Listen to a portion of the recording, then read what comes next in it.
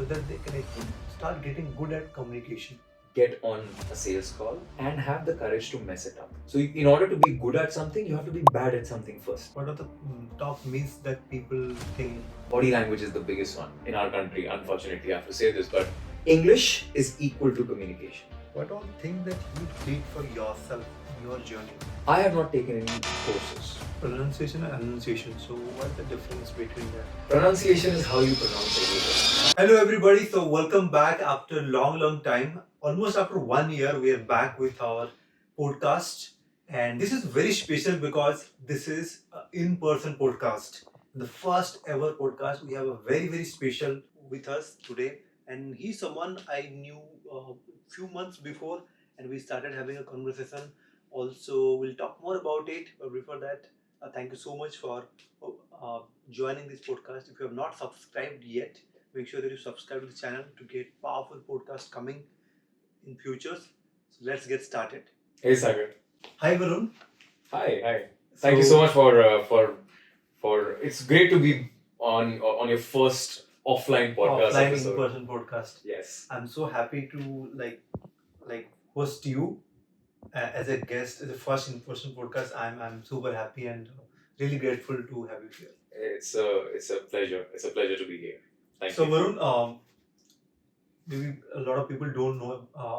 So would like to quickly share about like a quick introduction about what do you do and like how you all got started with your journey. Yeah. Absolutely. So, I mean, you know a little bit, and in fact, you know a lot more Yeah. than just a little bit. But of course, just for the viewers, so I am a communication coach, and I teach people how to talk, confidence, how to walk, basically everything related to body language, how they speak. And previously, I have worked in hospitality, hotels, aviation. So just to go in depth, I was never a good communicator myself. I grew up as an introvert, and that fueled this fire to just make sure that I get better myself. And as I grew older, that passion ignited more and more, and I just told myself that I need to help more people who are just like what I used to be, an introvert, a shy kid. And that's how the journey started. So in Amazing. short, that's what it is. I can connect when since you mentioned about introvert and I also come from a very humble family and when I don't speak. I think after coming to this industry, working with a lot of people, I started talking with people. Yeah. And thanks for the inspiration. And this is I think a need of a lot of people in communicate. In every profession, we need communication skill to grow ourselves. And recently, I was reading one of the quote. It says, "Soft skill is harder than hard skill." You know, I'll add a little caveat to it here. Sure. So there is hard skills, which is sales or coding or video editing. We call them hard skills, right? Right, We have right. grown up hearing Right. these are hard skills, and we have also grown up listening and hearing that communication is or manners. They are soft skills. Yeah. So why do we call them hard and soft? Because hard is something tangible and soft is something which you can't see with your naked eye, right? Right. But there's another term which I read somewhere. I'm not quite sure where, but it's a lot of people don't know about this, and I use it very often. Communication is a power skill. Wow. So there's hard skills and there are power skills. Because if you can't communicate, and I always give this analogy of a pasta, and I think you and I have spoken about it, right? So, well, imagine a beautiful Italian pasta coming onto your on your table. You're sitting in an Italian restaurant. Everything is great. The pasta, the noodles, or the spaghetti is great, or penne is great. You have fresh basil. You have cheese. You have all sorts of herbs, and it just looks amazing. You would like to eat that pasta, right? You'll be looking at the pasta and you'll be like, wow, I need a bite of that. And now you take a bite. Slowly, you roll your fork, you bring it to your mouth, and you put it in your mouth. And you have a first taste and you realize there is no salt. Your salt is your communication, Wow. right? You could be great at any hard skill, but if you cannot communicate, how do you sell? How do you convince your boss that you're actually worthy? How do you convince your clients that they can trust you? As a public speaker, how do you convince the audience that they should listen to you? I mean, if you can't communicate, then Yeah. definitely public speaking cannot happen. But I'm just you get the gist of what I'm trying to say. Exactly. So, Varun, like for you, what is the actual definition of communication? So there were many definitions of communication. I mean, growing up, exchange of information, it has to be a two-way street. We have all heard of that, right? But this one definition that I came across, and my mentor, Blair Singer, he taught me this. And he said something which, straight away hit home for me. He said, real communication is the response you get. Wow. Yeah. Powerful. And I said that statement to myself. And I was like, wow. I can say whatever to you. But if I don't get the response I intend to get from you, that means as a communicator, I have not done my job properly. True. That's the reason simplification. These days, more often than not, a lot of people want to sound very smart. They use complicated words, jargons, just to act cool. Content creators on YouTube, on Instagram. But do they really reach out and connect with their audience is the question. If I speak in those terms and those words, will you be able to understand? Will the audience be able to understand us in this podcast? So as long as we keep it simple, we are understood, and we get the job done. Superb. So, Varun, like what you said, completely making sense. So now I want to understand from you, like if somebody is just getting started with their journey, let's suppose a coach, or maybe a service provider, someone is like just getting started with their online, they are just creating reels, they try to get some clients. What do you think the first step or what kind of the approach they can actually implement so that they can actually start getting good at communication? Okay. So I think the first step I would say is put that first video out, get on a sales call, and have the courage to mess it up. So fail fast, but start. Start doing it, and in order to do something good, you have to do something bad first, right? Right. So in order to be good at something, you have to be bad at something first. You can't just be good at something immediately. I mean, if you are, then you are great. I salute you. Yeah. But I was never like that, and I know that you are also not like that. I can totally relate to it because when I got started, I was completely like, it was like for the first 1.5 minute, I was completely blank. My first video, Yeah. I was not able to say one word. I remember that like 4 years back, 1.5 years back. And I think I that bad when I did more bad, more bad. Then now it is getting better. And this is something I've also learned from you. Imperfect action is what you said, right? Yeah. Perfect And action. when yesterday we were talking, imperfect action is better than no action. Yeah. Because a lot of people try to perfect things all the time, Things, yeah. and in that perfection, they just miss the boat. Right. So yeah, I imperfect think it's the action. biggest myth that perfection is the key, but the biggest myth. So in Yeah. communication, Varun, what are the top myths that people think that Oh, with there are communications? there are plenty. So first and the favorite one is words are everything. Right? Words just barely comprise of 7% of the entire equation. Oh, So words are only so much. It's the way I say it. So tone of voice, 38%. Body language. Body language is the biggest one, 55%. So I can say the same thing, same words in a very low, mellow, monotonous tone. I can then increase my tone to create a better impact. And I can say it in a body language. Like now I'm sitting in front of the camera. I could be sitting like this. It's body language. Versus I'm just keeping my back straight, my hands are not closed, my legs are not folded. It completely changes the way people perceive me. So that's myth. That's one Yeah. myth, that words are the ultimate in communication. Another one, and especially in our country, unfortunately, I have to say this, but English is equal to communication. And you and I both come from families who are non-English speaking. And Right. growing up, we were told that you are bad communicators because English is not the first language, right? Right. Yeah. So you could be a great English speaker, but a very bad communicator or a bad communicator. And you can also be an average English speaker or a non-English speaker, but a great communicator. Right. So that's another myth. Another big one is that it's something that you're born with, which is absolutely a myth because it's a learnable skill. Anyone can become a great communicator. All they have to do is just work on it. It's a skill that can be learned over time. It takes time, it takes patience, it takes consistent action.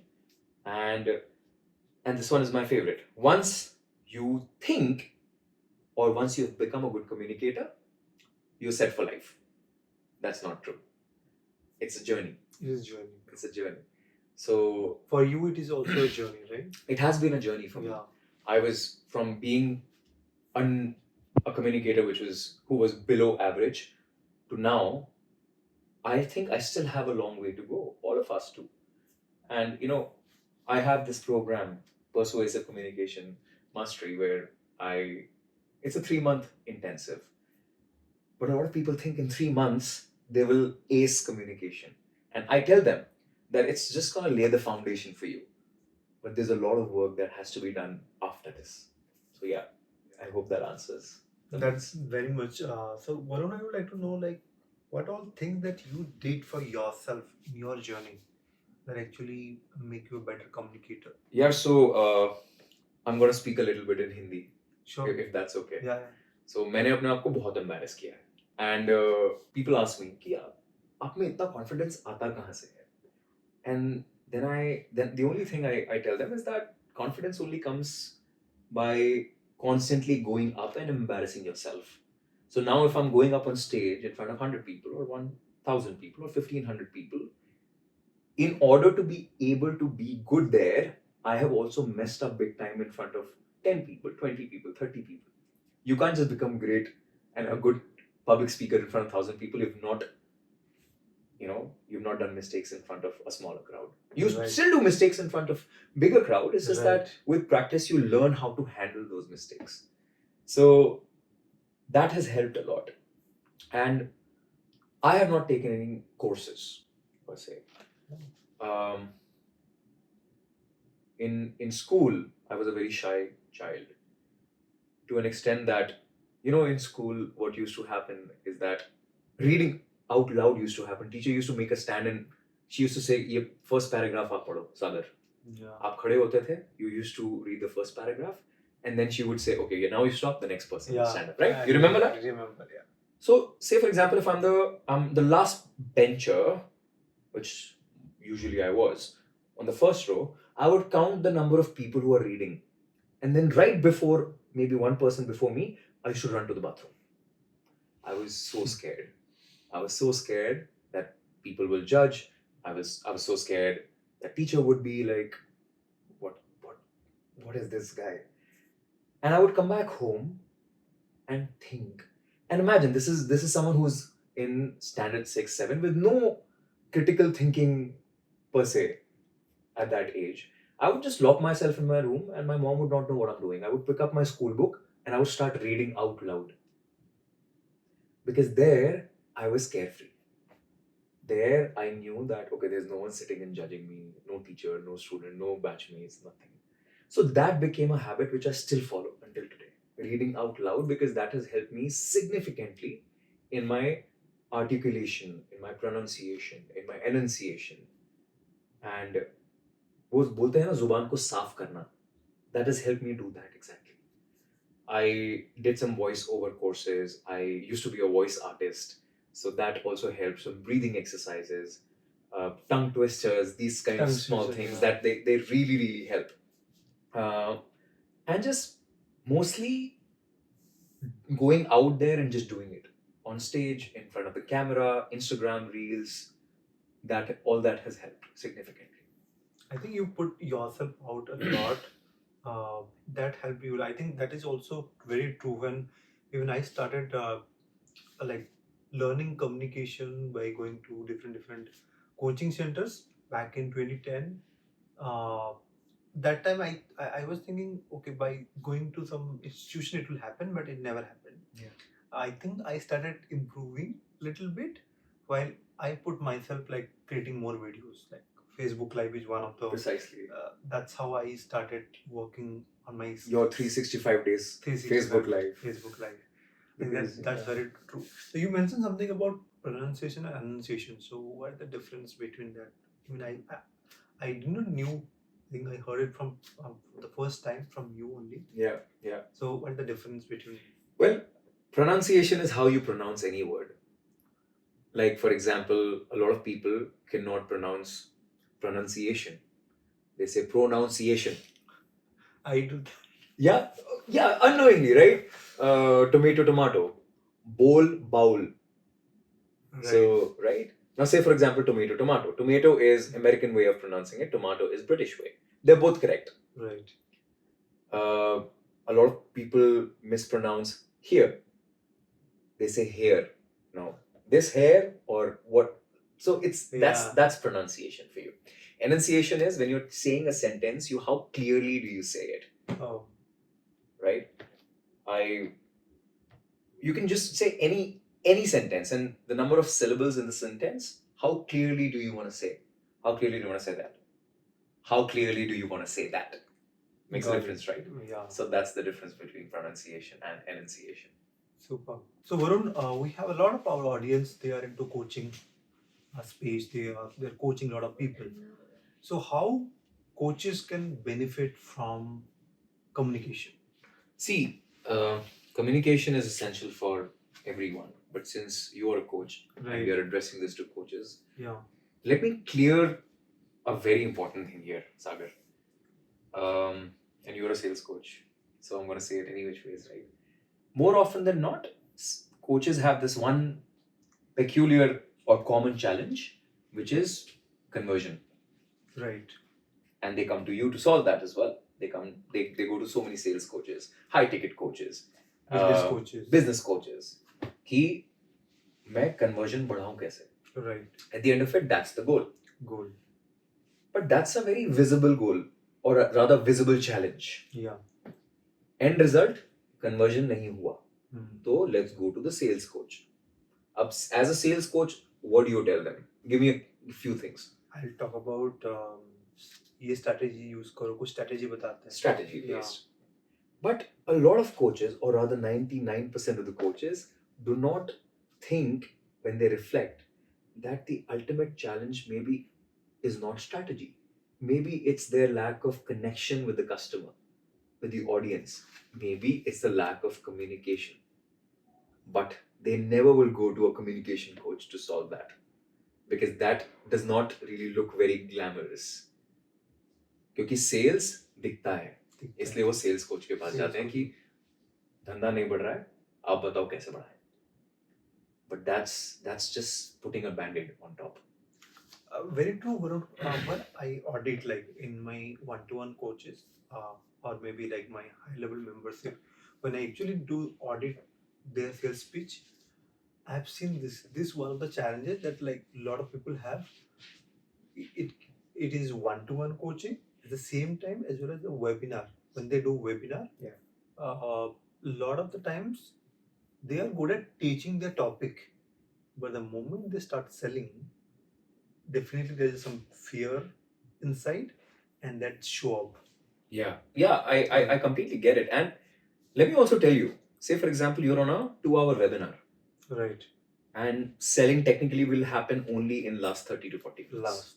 30 minutes. Yeah. But when does your audience make a decision to buy from you? Start. First 30 seconds. Yeah. First impression. First impressions. You are a consumer. Yeah. You would also do that. I also do that. Yeah. The moment you hear someone either in an offline space or on an online space, subconsciously you already know if you're going to buy from them. Right. And that happens between first 30 seconds to 1 minute.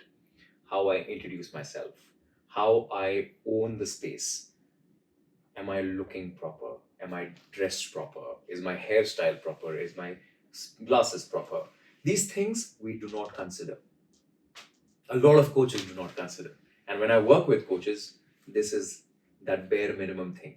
I don't let them come to my classes or my sessions unless they're dressed in proper attire, because I'm not training them just for that session. I'm training them for life. Because Right. communication is just not what comes out of your mouth. I said this earlier, right? Right. Words are only 7%. Right. It's body language. It's how people perceive you, and it's dependent on so many factors. The number of hours the webinar is, how many people there are in the webinar, what's your lighting like, how you speak, how you address them, if you're taking names of your people who are you talking to you, are you making it personal for them, are you entertaining them, are they smiling, are you acknowledging each and every comment they're writing. So, Connection. Right. So that's I think that's very important for coaches. I think these are the things even we also answer. Like if somebody is commenting, we need to acknowledge them, we need to thank them, we need to acknowledge them for their time. Yeah. I think this is small things improve a lot Yeah. when it comes to conversion. Absolutely. So what other area, what definitely one-to-one calls that we just mentioned, webinar.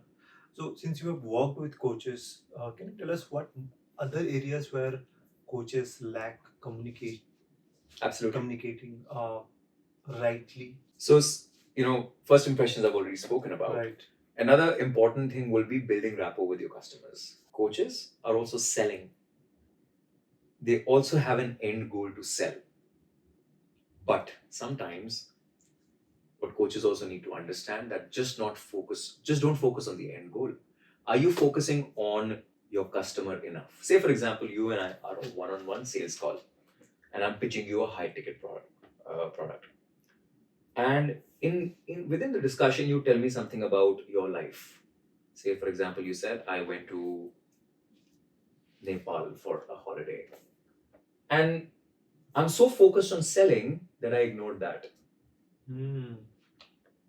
So you said, you know what? Yeah, last week I was in Nepal. And I said, I will probably ignore it because I'm so fixated. My vision is very clear. I need to sell. But that's not how it works. Because people will only buy if they trust you, if you make them feel heard, if you connect with them. So my first instinct needs to be, oh, Nepal. I've actually been there. It's amazing. I love the food. I love the people. I actually went there some time back. But how was your experience? How did you find Nepal? Does that make you feel heard? Yeah, it is. Do you like connect with me I more? feel like it is like this person is really interested in me, understanding my like what I did. Yeah. Exactly. So be genuinely interested in the people you are working with or you intend to work with, or even if there's no intention, be genuinely interested in people. That's one thing coaches need to really understand. And say, for example, either you're selling to someone or this is even for your inner circle calls. Right. You already have people who are working with you. How do you retain them? How do you keep that interest going? By simplification. Simplification is so big. We as coaches teach such complicated, complex subjects that sometimes we start using jargons. You're talking to someone and you're telling them, you need to do funnels this way. I mean, a lay person will think, what is a funnel? Funnel is the plastic funnel. But you as a coach know what a funnel is. Right. Not everyone knows what funnel is. Yeah. This podcast will probably be seen by non-coaches as well. And if you and I start using words like funnel, conversion, they will be checked out in no time. Yeah. And same is true for your audience. If you use complicated words, if you explain topics in a complex way, they will check out. For coaches, for webinars, a confused customer will never buy. So as long as you can simplify everything, they don't have to think too much. They shouldn't think so much, because then you're taking away their focus from buying to understanding why they should buy. It should be given to them in a platter. Wow, I think it is a lot of Balban moments for me as well. So Varun, would love to know like how do you help coaches in their communication? Okay. So coaches is that one niche that I'm very close to and connected to. Of course, given the ecosystem that we operate in. So I help them in a very simple way. Uh, I would say simple, but not easy. By experiential learning, where I work with them for 3 months or more if need be. And it's basically me working with them on foundations to start with, where of course we need to understand what challenges they go through, goal settings, and a bunch of assessments.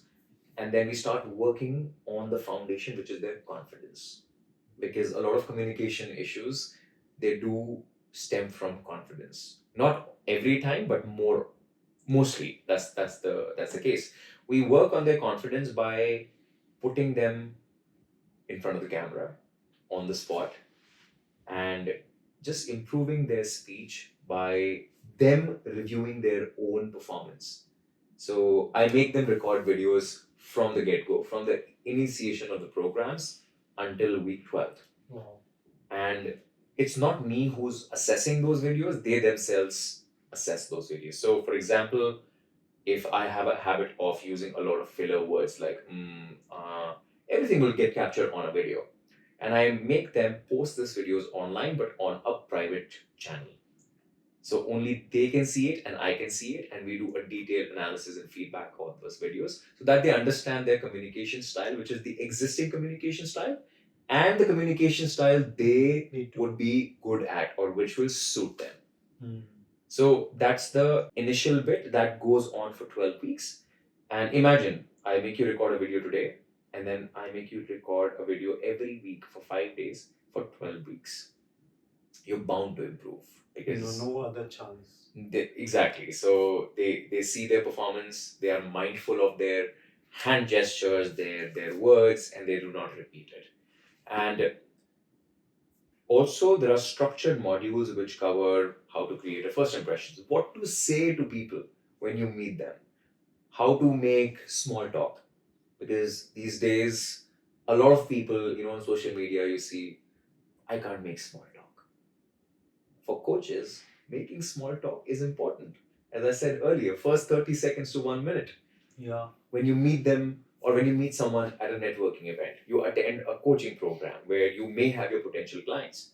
You won't have 2 hours to sit with someone to tell your life story or to understand their life story. You have to make a small talk. How do you make a small talk? What do you talk about? I teach them that. How to simplify their communication.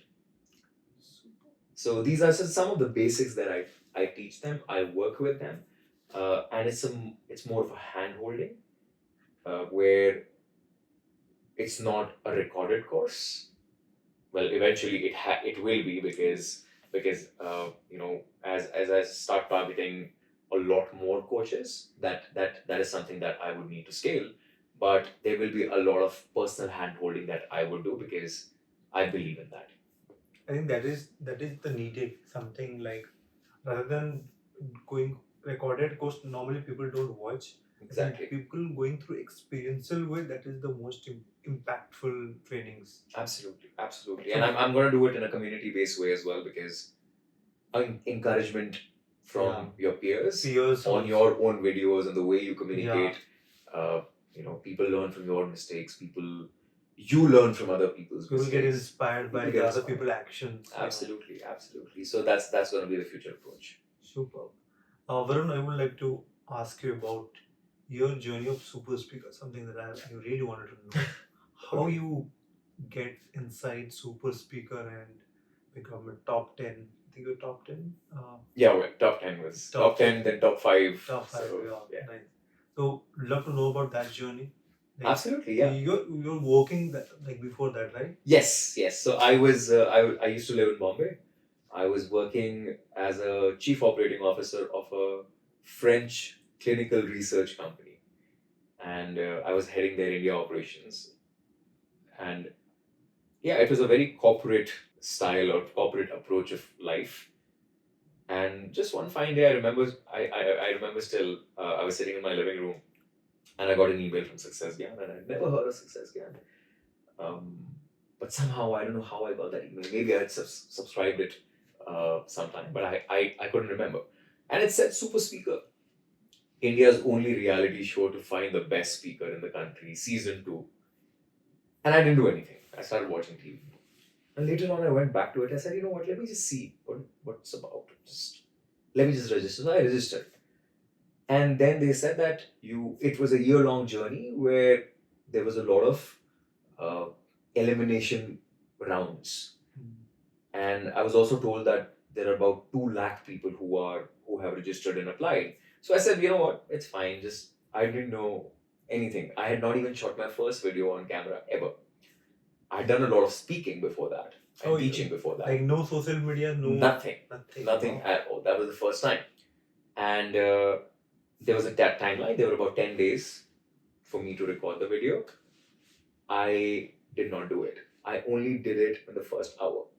On the last hour, sorry. And I must have taken about 50 takes because I was trying to be that perfectionist. And I somehow did it. And then the first result was top 1000. I got into top 1000. I said, you know what, this is great enough win for me. I don't think post this, I don't think it's going to work out because top 1000 from the entire country, I don't think. But I still did the video. And to my surprise, the videos were great. They came out nice because I stopped thinking about what people would think of me and I kept taking that action. And to my surprise, I got into top 10 eventually after a full journey of about 9 to 10 months or almost a year. And top 10 were flown down to Chennai. From top 10, it became top 5. So I finished in top 5. And in that journey, thank you so much. In that journey, I just learned a lot about myself, about my communication style, about how unknowingly I impacted so many people. And that also resulted in me taking up this mission very strongly. Superb. Uh, love your journey, and also love the way that you also like facilitate during MMI. Um, how MMI experience for you, like being with Thaddeus, because Thaddeus is someone who is just energy house. Then Yeah. working with him, what is the experience of working with Thaddeus? You know, it was just accidental. I attended MMI in 2023 July, and that was when I saw Thaddeus for the first time. And from then, I just decided that I want to be on that stage. It was a very childlike dream, and I worked towards it. Somehow, they saw potential in me. A lot of people who are decision makers, and then I started slowly going up on that stage. It's nerve wracking, the experience, of course, working with one of the best coaches in the world. You have to really show your A game. And for just to set the context about this also is that I also have stage anxiety and stage fear and stage fright still every time I go up on the stage. There's a lot of things that before going up I do to ground myself. But the only thing I think and I believe that helps and that will help a lot of people is only one thing, which is practice, practice, practice. The more you practice, the more, the better you get in front of people, the more you know yourself better. And having great mentors always help because they tell you what you need to do better. They also show you the mirror because someone dear told me that, Varun, that you know very well where you want to go. You are very well aware, and your direction is clear. But in that process, when you know where you want to go, don't forget what you need to get there. Sometimes you know what you want, but in that process, you forget what you need, and that's the job of a coach. You are a coach, and I'm a coach, and we all know how we support our communities. Right. We give them not what they want. I mean, yes, we do give them what they want, but we also give them what they need that they necessarily do not know that they want. If that makes sense. Did I say that right? I think so.